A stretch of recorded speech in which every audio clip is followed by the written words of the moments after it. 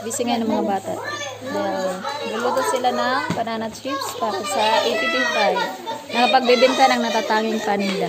Ayan. So, ito na yung naano nila guys. So, meron na silang na-repack. So, yan. Tag 10 pesos po yan. Crispy po yan.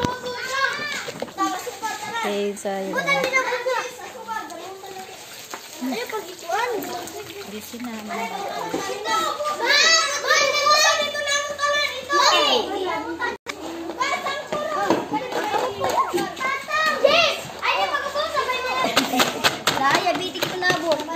Ito naman ay banana fries. Group, ano kayo dahil? 2. So, group 2. So, ito yung sandla guys.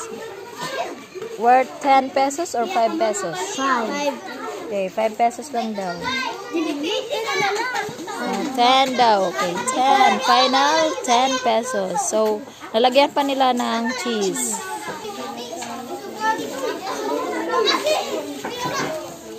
Importante masarap.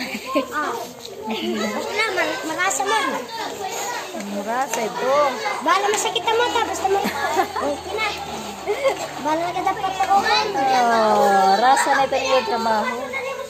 Crispy fries. Hay man you take video.